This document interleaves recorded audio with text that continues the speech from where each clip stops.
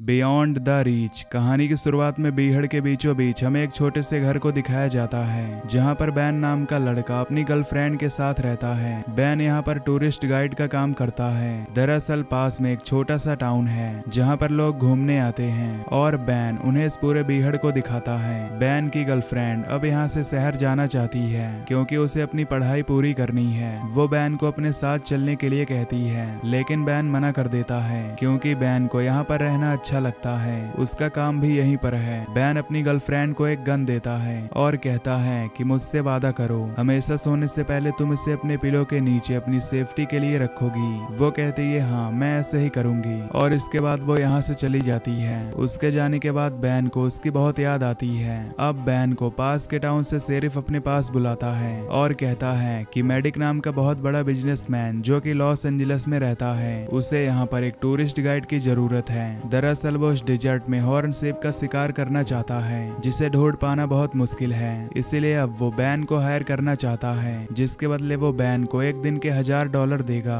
Ban के लिए कीमत बहुत बड़ी होती है इसीलिए बैन उसके साथ चलने के लिए मान जाता है। यहाँ पर शिकार करना लीगल है लेकिन सिर्फ उन लोगों के लिए जिनके पास लाइसेंस वाली गन है। अब ये बीहड़ के उस हिस्से में पहुंच जाते हैं जहाँ पर इन्हें शिकार करना है, पर सूरज ढल चुका है, यहाँ रात हो चुकी है। ये एक जगह आग जलाते हैं जहाँ पर एक दूसरे से बात करते हैं। बैन उसे अपनी गर्लफ्रेंड के बारे में बताता है जो कि अब सिटी मूव हो चुकी है। साथ ही वो अपने माता पिता के बारे में बताता है कि एक बार कैसे हम बीहड़ में फंस गए थे। दरअसल मेरे पिता की गाड़ी खराब हो गई थी, हम कई दिनों तक मदद का इंतजार करते रहे लेकिन कोई मदद नहीं आई। उसकी मॉम ने अपनी लिपस्टिक उसके चेहरे पर बार बार लगाई जिसकी वजह से वो हीट से बच गया, पर वो दोनों नहीं बच पाए। ये कहते कहते बैन बहुत इमोशनल हो जाता है। इसके बाद ये दोनों सो जाते हैं। अगली सुबह ये दोनों शिकार करने के लिए निकलते हैं जहाँ पर रास्ते में मेडिक एक जगह गोलियां चलाना शुरू कर देता है जिससे बैन समझ जाता है कि इसे शिकार करने का कोई तजुर्बा नहीं है। वो पूछता है कि तुम्हें लाइसेंस किसने दिया। वो बताता है कि मेरे पास लाइसेंस नहीं है, मेरे पास बहुत पैसा है इसीलिए मुझे लाइसेंस की कोई जरूरत नहीं है और बिना लाइसेंस वाली गन से यहाँ पर शिकार करना गैर कानूनी है। और इससे पहले कि बैन कुछ बोलता मेडिक उसे बहुत सारे पैसे देता है जिससे बैन का मुंह बंद हो जाता है। और अब दोनों एक चट्टान की चोटी पर जाते हैं जहां से बैन दूरबीन से शिकार को ढूंढ रहा होता है। बहुत देर तक उसे कोई शिकार नहीं दिखता। साथ ही मेडिक बार बार उसे डिस्टर्ब कर रहा होता है और तभी अचानक मेडिक एक तरफ गोली चला देता है, हालांकि बैन ने उसे गोली चलाने के लिए नहीं कहा था। ये दोनों उस तरफ जाते हैं और देखते हैं कि वहाँ पर इसी टाउन के एक बूढ़े आदमी को जो यहाँ मिनरल्स की खोज करता था उसे गोली लग चुकी है। बैन इस बूढ़े आदमी को जानता था और अब बैन उसकी मदद करना चाहता है इसीलिए वो गाड़ी के पास जाता है। वहीं हमें मेडिक को दिखाया जाता है जो बहुत डर जाता है। उसे समझ में आ जाता है कि उसने एक जुर्म किया है इसीलिए वो अपने साथी को कॉल करता है और सब कुछ बताता है और कहता है कि मैं शायद अब फंस गया हूँ। उसका साथी कहता है कि तुम उस आदमी को एक और गोली मार दो लेकिन बैन की गन से, और इसके बाद मेडिक ऐसे ही करता है। गन की आवाज सुनकर बैन वापस आता है और देखता है कि उस बूढ़े आदमी के शरीर में 2 गोलियां हैं। वो मेडिक से पूछता है कि तुमने ऐसा क्यों किया। मेडिक कहता है कि ये मैंने नहीं किया बल्कि तुमने किया है। एक गोली तुमने चलाई और एक गोली मैंने, यानी कि इसकी मौत के जिम्मेदार हम दोनों हैं। बैन समझ जाता है कि मेडिक ने ऐसा अपने आप को बचाने के लिए किया है और इसके बाद मेडिक उसे कहता है अगर तुम इस बारे में किसी को कुछ नहीं बताओगे तो मैं तुम्हें हर साल के $1,00,000 दूंगा, साथ ही यूनिवर्सिटी में तुम्हारा एडमिशन करवा दूंगा जिसके बाद तुम शहर में अपनी गर्लफ्रेंड के साथ रह सकते हो। बैन उसकी बात मान जाता है जिसके बाद ये दोनों उस बूढ़े आदमी को दफना देते हैं और अपनी गाड़ी के पास आ जाते हैं जहाँ पर मेडिक पानी को वेस्ट कर रहा होता है। वो अपना मुंह धो रहा होता है। ये बात बैन को अच्छी नहीं लगती क्योंकि यहाँ पर पानी मिलना बहुत मुश्किल है, इसीलिए वो चुपके से गाड़ी के पास आ जाता है जहाँ पर उसका बैग है। उसके पास एक गैजेट होता है जिससे वो मैसेज भेज सकता है। इससे पहले कि वो शेरिफ को मैसेज भेजता यहाँ पर मेडिक उसे देख लेता है और गन पॉइंट पर ले लेता है। मेडिक कहता है कि तुम्हारे और मेरे बीच में एक डील हुआ था जिसके मुताबिक तुम इस बारे में किसी को कुछ नहीं बताओगे, लेकिन तुमने उस डील को तोड़ दिया। जिसके बाद वो उसके गैजेट को तोड़ देता है। साथ ही कहता है कि तुम अपने कपड़े उतारो। बैन को उसकी बात माननी पड़ती है। वो बैन से उसके कपड़े जूते उतरवा देता है और कहता है कि अब तुम इसी तरह से अपने घर जाओ। बैन को उसकी बात माननी पड़ती है और अब वो बीहड़ में चलना शुरू कर देता है। मेडिक को पता है कि बैन इस तरह से घर कभी नहीं पहुंच सकता।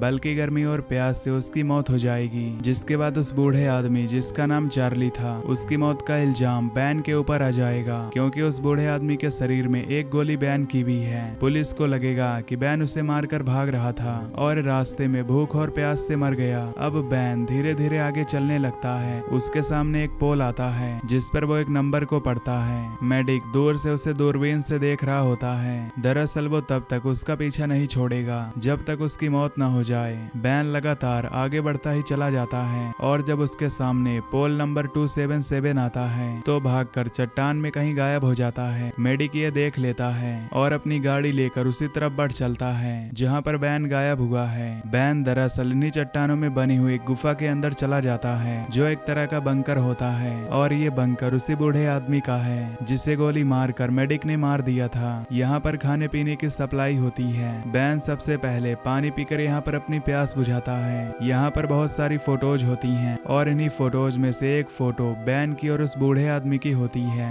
दरअसल बैन बहुत सालों से उसे जानता था। बैन उससे माफी मांगता है कि मैं तुम्हारी जान नहीं बचा पाया और तभी बैन को एहसास होता है कि इस गुफा के अंदर कोई आ रहा है। बैन जल्दी से वहाँ पर लगे हुए एक मैप को अपने पास छुपाकर और अंदर चला जाता है। अब यहाँ पर मेडिक आ जाता है। मेडिक को पता है कि बैन यहीं पर है, इसीलिए यहाँ पर बॉम्ब लगाकर बाहर निकल जाता है और कुछ ही देर बाद बॉम्ब ब्लास्ट होता है जिससे पूरी जगह ढह जाती है। पर बैन की किस्मत अच्छी होती है कि वो पहले ही बाहर निकल चुका था। वो यहाँ से आगे बढ़ रहा होता है, तभी उसके सामने मेडिक आ जाता है। वो कहता है कि अगर तुम अपने घर जाना चाहते हो तो जाओ, लेकिन इस बार अगर तुमने छुपने की या भागने की कोशिश की तो मैं दूर से ही तुम्हें गोली मार दूंगा। बैन को पता है कि उसके पास जो गन है वो बहुत ज्यादा एडवांस है और दूर से वो उस पर निशाना लगा सकता है, इसीलिए बैन को एक बार फिर से आगे बढ़ना पड़ता है। यहाँ से जो सबसे नजदीकी टाउन है वो 45 मील दूर है और अब बैन के पास जो नक्शा होता है जो उसने मेडिक से छुपा लिया था, उस नक्शे के सहारे वो आगे बढ़ने लगता है। कुछ ही देर बाद वो उस जगह पहुंच जाता है जहाँ पर बैन ने और उस बूढ़े आदमी ने जिसकी मौत हो चुकी है, इन दोनों ने बैठने के लिए एक सोफा लगाया था।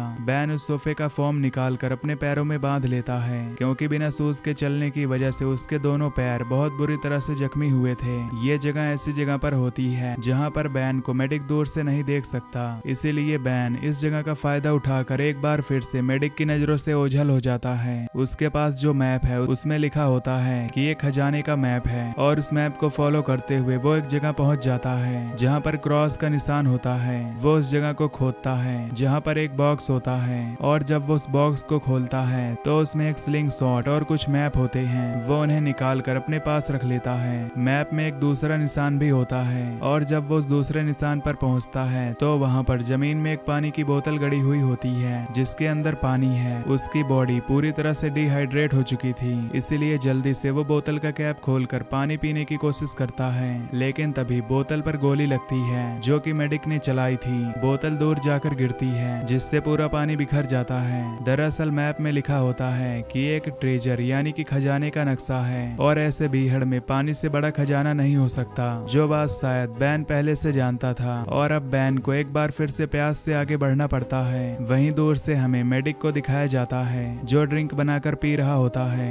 उसकी नजर पूरी तरह से बैन के ऊपर होती है। कुछ देर और चलने के बाद बैन वहीं पर गिर जाता है और अब मेडिक गाड़ी लेकर उसके पास आता है। वो देखता है कि बैन पूरी तरह से अचेत है। मेडिक उसके आसपास 2 बार गोलियां चलाता है ये जानने के लिए कि वो जिंदा है या मर गया, लेकिन बैन बिल्कुल नहीं हिलता, जिससे वो समझ जाता है कि बैन की मौत हो गई है, उसका मकसद पूरा हो चुका है और अब वो अपनी गाड़ी लेकर यहाँ से निकल जाता है। लेकिन उसे नहीं पता कि बैन अब भी जिंदा है। उसके जाने के बाद बैन उठकर उस तरफ चलने लगता है जहाँ पर चट्टान के ऊपर एक गुफा के अंदर वो अपनी गर्लफ्रेंड के साथ टाइम स्पेंड किया करता था। वहाँ पर पानी भी होता है। दरअसल वो पानी की तलाश में वहाँ जा रहा था और जब वो चट्टान के ऊपर चढ़ रहा होता है तो दूर मेडिक जो अपने साथी से फोन पर बात कर रहा होता है वो बैन को देख लेता है और अब उसे बैन पर बहुत गुस्सा आ जाता है और बैन पर गोलियां चलाता है। लेकिन बैन किसी तरह उसकी गोलियों से बचकर उस गुफा के अंदर पहुंच जाता है जहां पर पानी होना चाहिए, लेकिन यहां पर पानी नहीं होता, इसीलिए बैन को बहुत गुस्सा आता है। वहीं मेडिक बाहर से चिल्लाकर कहता है कि खुद को सरेंडर कर दो, तुम्हें मुझसे कोई नहीं बचा सकता। लेकिन बैन अब रात होने का इंतजार करता है ताकि रात को यहाँ से निकल सके। रात में मेडिक ने अपनी गाड़ी की लाइट्स उसी तरफ जला रखी होती हैं जिस गुफा के अंदर बैन है। बैन दूसरे रास्ते से बाहर आता है। वो देखता है कि मेडिक पी कर रहा है और इसी बात का फायदा उठाकर वो गाड़ी से अपनी जैकेट निकाल लेता है। मेडिक जब गाड़ी में आता है तो समझ जाता है कि बैन यहाँ पर आया था। वो अपनी गाड़ी को स्टार्ट करके बैक करता है। गाड़ी के नीचे बैन होता है और जल्दी से पत्थरों के पीछे छुप जाता है, जिसके बाद मेडिक उसके ऊपर बॉम्ब फेंकता है। बैन के पास स्लिंग शॉट होता है जिससे वो निशाना लगाता है और निशाना सीधा मेडिक के सर पर लगता है, जिससे मेडिक बेहोश हो जाता है। मेडिक को जब होश आता है तो वो बंधा हुआ होता है। वो गाड़ी के पीछे बैठा होता है और अब सुबह हो चुकी थी। वो देखता है कि बैन गाड़ी के बाहर है, जिसके बाद बैन गाड़ी चलाकर मेडिक को सीधा शेरिफ के पास ले जाता है और उसे सब कुछ बताता है कि किस तरह से मेडिक ने उसी के दोस्त बूढ़े आदमी को यानी कि चार्ली को मारा था। साथ ही शेरिफ को वो पैसे भी देता है जो उसे मेडिक ने दिए थे ताकि वो अपना मुंह बंद रखे, और अब उसका जुर्म पूरी तरह से साबित हो चुका था। और अब बैन मेडिक के पास जाता है, उसे उल्टा सीधा कहता है। कुछ देर बाद मेडिक कहता है कि मुझे वॉशरूम जाना है, और जब वो वॉशरूम के लिए जाता है तभी कुछ देर बाद इन्हें अंदर हेलीकॉप्टर की आवाज आती है। बैन भागता हुआ बाहर जाकर देखता है कि मेडिक हेलीकॉप्टर में बैठ रहा है और वो यहाँ से उड़कर इनकी आंखों के सामने भाग जाता है। दरअसल उसके पास जो स्मार्ट वॉच थी उससे उसने अपने साथी को इन्फॉर्म करके यहाँ पर बुला लिया था। इस पूरे इंसिडेंट के बाद बैन यह तय करता है कि अब वो इस काम को कभी नहीं करेगा। वो शहर जाता है जहाँ पर वो अपनी गर्लफ्रेंड से मिलता है, उसे पूरी घटना के बारे में बताता है और कहता है कि अब मैं तुम्हारे साथ ही रहूंगा, मैं उस काम को छोड़ चुका हूँ। एक रात को जब वो अपनी गर्लफ्रेंड के साथ सो रहा होता है तभी उसे सपना आता है कि मेडिक उसके सामने है, उसके हाथ में गन है। उसकी नींद खुल जाती है, उसके सामने कोई नहीं होता, पर जैसे ही वो एक बार फिर से अपनी आंखें बंद करता है मेडिक की आवाज आती है। मेडिक सच में वहाँ पर होता है, उसके हाथ में गन होती है। मेडिक कहता है कि पिछली बार तुम बच गए थे लेकिन अब तुम्हें मुझसे कोई नहीं बचा सकता, और वो उसे शूट करने वाला होता है कि तभी बैन की गर्लफ्रेंड उसे शूट कर देती है। दरअसल बैन ने जो उसे गन दी थी वो हमेशा उसे अपने पिलो के नीचे रखकर सोती थी, और उसी गन से वो उसे गोली मार देती है, जिसके बाद बैन भी गोली चलाता है और मेडिक की वहीं पर मौत हो जाती है। और इस तरह बियॉन्ड द रीच मूवी की कहानी यहीं पर खत्म होती है।